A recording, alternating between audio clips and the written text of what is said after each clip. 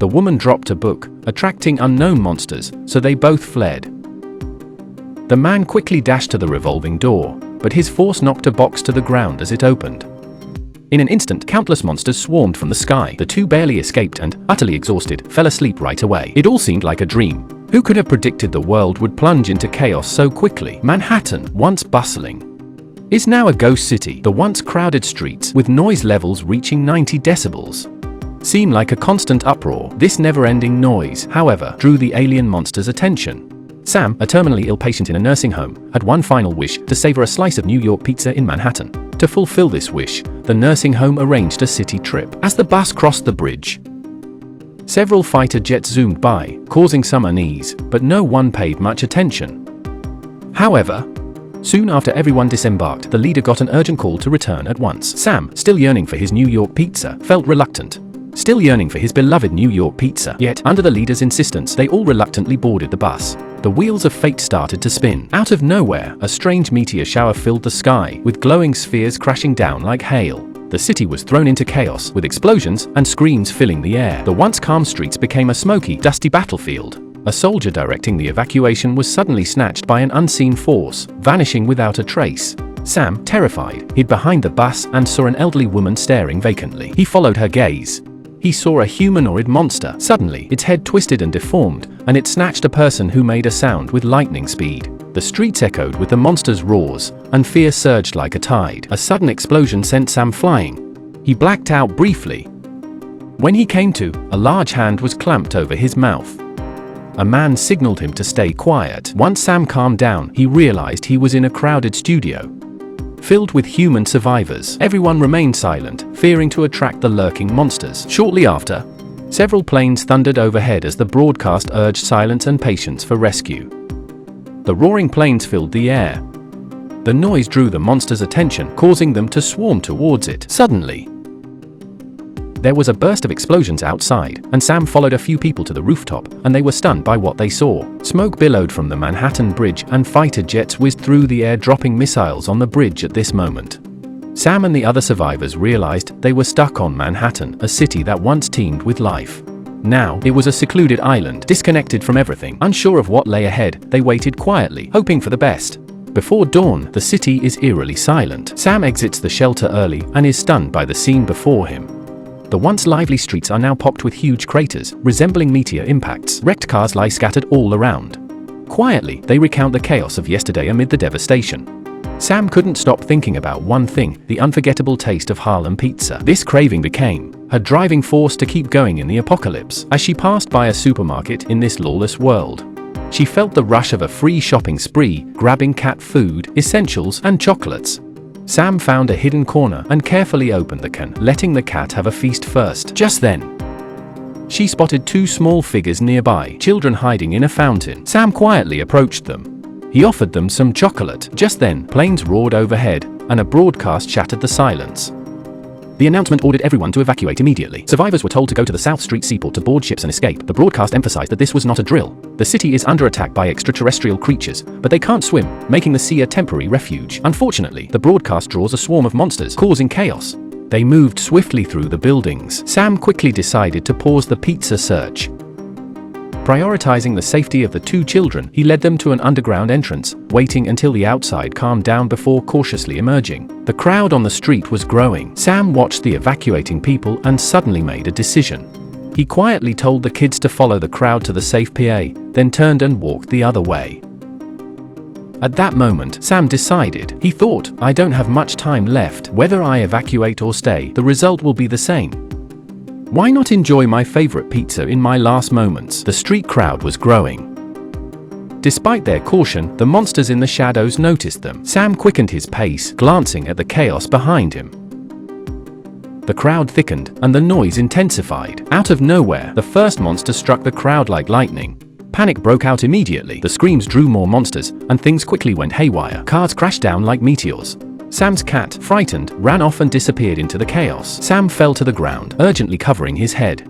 He tried to find a way out amidst the screams. He barely crawled under a car and took a breath when he suddenly felt someone grab his leg. A terrified man grabbed his leg, but a monster quickly silenced his cries, dragging him into the darkness. Sam seized the fleeting opportunity to escape from under the car, stumbling towards Harlem. The painkillers had worn off, and pain surged through his body. Suddenly, a woman appeared in the middle of the street. The next second, a monster grabbed her. Sam hid in an alley, trying to rest. Not far away, Sam's cat was anxiously running around, searching for its owner. The cat ignored a mouse being used to cat food. While drinking by the edge, a man suddenly emerged from the water, startling it. The man looked at the cat in terror, as if seeing a reflection of his own fate. The cat led him. The man, Eric, discovered Sam hiding in the alley. Sam gestured for Eric to head to the South Street Seaport. But Eric took one look and decided to follow Sam, as if guided by fate. At that moment. But then, a heavy downpour began, its noise naturally masking their footsteps. Sam halted and told Eric, "I'm going to Harlem for pizza. It's my last wish. You don't have to follow me. Go to the South Street Seaport. It's safe there." However, Eric shook his head and said, "I think sticking with you is my best shot at survival." Sam didn't argue further. To survive the rainy night, she led Eric to her old, deserted home. Under the cover of thunder, Eric kicked the door open, entering what was once a warm haven. The next morning, Sam slipped out of the house with her cat. The rain had drained away, leaving the streets cluttered with books and debris. His steps stopped at the books. A noise behind him made him turn cautiously, guided by his breath. It was Eric who had trailed him, with no other option. Sam accepted this companion. Eric handed Sam his diary, expressing his wish to accompany him on his final journey. Just as Sam stood up, a book accidentally fell, the noise echoing like a bomb in the silence. The hidden monsters were startled. The two had to flee in panic. Sam and Eric seized the chance to rush towards a revolving door. But an old box was in their way. Eric shoved it aside, but as the door opened, it toppled over with a crisp sound. This attracted monsters from above. Turning a corner, they encountered even more monsters. Forced to retreat, another monster descended. The sound of shattering glass momentarily distracted the monsters. Eric quickly grabbed a stone and threw it at a nearby car. The piercing alarm bought them precious escape time. Eventually, they reached a church. They barely made it through the harrowing night. By morning, the lively New York had turned eerily quiet. Sam, racked with muscle pain, could hardly move. Eric offered to fetch pain relief patches. He grabbed Sam's list and set off to a nearby pharmacy, starting his search. Inside the dimly lit store, the flashlight's beam cut through the darkness like a beacon of hope. Suddenly, a faint noise startled Eric. He turned to find the loyal little cat. Relieved, he quickly gathered the needed items and prepared to return. However, the cat suddenly changed direction, climbing to a higher spot. Eric hesitated for a moment but followed. The cat seemed to have found something special, licking it with its tongue. Just as Eric was about to approach, a monster suddenly descended, landing not far from them. Eric held his breath, quickly hiding behind a pillar, his heart pounding. He carefully observed the scene before him.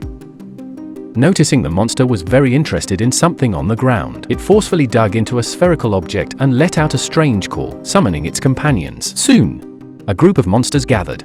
They devoured their meal with greed. Eric watched the brave cat nimbly climb higher, pausing for a moment. He couldn't abandon his loyal companion, so he carefully started climbing. Just as he was about to reach the cat, a faint noise startled the nearby monsters. Eric held his breath as one appeared just inches away. Its head ears spread wide. The monster meticulously scanned the area. Eric's eyes widened in fear, worried that even the faintest breath might bring disaster. Luckily, after a brief search, the monster folded its ears and crawled away. As it retreated, Eric finally exhaled deeply, finding solace in his loyal cat during this despair. Back at the church, Eric handed the note to Sam and promised to stay by his side. Sam gave a weak smile. In a gentle tone, Sam shared his simple wish to hear music and enjoy some pizza. Touched, Eric vowed to take him to a concert hall and a pizza place the next day. The following morning, they cautiously stepped out of the church. The streets were eerily silent, like a ghost town, once bustling New York. It was as if time had abandoned this place. When they arrived at the pizza shop, the sight shattered Sam's heart. The place, once brimming with cherished memories, was now a bombed-out shell. Sam knelt on the street, completely lost. Eric spotted Sam's notebook on the ground, which had a note saying, "My dad plays the piano well." This gave Eric an idea. He proposed visiting the music store his dad used to go to. Their spirits lifted as they entered. The place was still spotless. Some instruments remained in decent shape. In a dusty corner, Sam discovered an old, forgotten Walkman. He carefully plugged it in to charge. Meanwhile, Eric decided to venture out again, hoping to find something useful around the corner.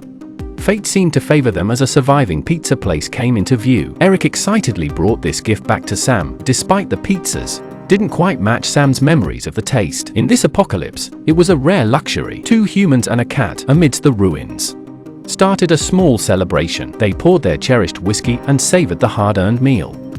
Eric pulled Sam up, and they danced awkwardly but earnestly to the music. For a moment, it felt like the apocalypse's gloom had lifted. All that remained was the pure light of humanity. However, joy is always fleeting. Soon, the distant sound of a ship's horn echoed. It jolted them back to harsh reality. Sam knew a final decision was needed. From high ground, they looked out at the cruise ship on the sea, a beacon of hope. If they could just reach the water safely, they might escape this nightmare. Sam slowly took off his iconic yellow coat and solemnly handed it to Eric. Then, they moved to the first floor and headed towards the shore. However, the coastal road was blocked by cars, forming an insurmountable barrier. Worse still, countless monsters were drawn to the commotion at sea, swarming towards the shore. Crouched behind an abandoned car, Sam's eyes flashed with resolve. He gently stroked his longtime cat. He handed it to Eric, his voice firm and unquestionable. "Take care of it. Survive." At this moment, tears silently fell from Eric's eyes. Sam grabbed an iron rod and dashed the other way. He shattered car windows with all his strength, the loud noise attracting the monsters. A swarm of monsters rushed towards Sam like a wave. The people on the ship noticed the commotion on the shore. The captain ordered the ship to stop and wait for the right moment. Eric, clutching the cat, dashed towards the sea. He fought through the barbed wire, hope of survival just ahead. But he accidentally kicked a bottle, drawing the monsters' attention. They immediately stopped chasing Sam and bolted towards Eric with incredible speed. In that instant, Eric danced with death, running madly on the edge of life and death. He leaped, cutting through the air like a ghost, and finally plunged into the sea's embrace. The monster's claws grazed his back, but could only scratch at the shore. Eric surfaced. Sam watched joyfully. The people on the ship reached out and pulled Eric onto the deck. Eric, with tear-filled eyes, clutched the cat tightly. His trembling fingers found a note. It was in Sam's handwriting, "Take care of my cat." At this moment, Sam, listening to his music player, strolled into the deserted streets. The melody of life played in his ears as he calmly approached his fate.